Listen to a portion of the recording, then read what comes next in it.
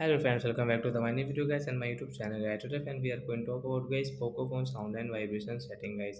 And today video friend is guys, I will show you guys, I will tell you guys how can we enable do not disturb mode setting and how can we use our sound and vibration setting Poco phone in Poco phone. So before starting video friend, first of all go and subscribe the channel guys, click the bell icon, like the video. So first of all guys we will on our phone setting guys.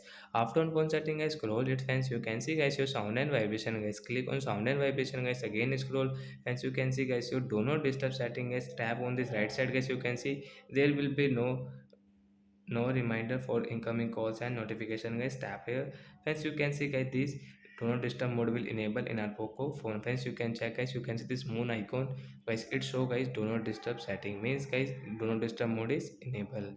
So like that guys, we can enable our do not disturb setting in our Poco phone and we can use it. So that's it guys, thanks for watching the video guys. Now we will meet on next video with new topic. Before going guys, please go and like the video, subscribe the channel. Bye bye friends.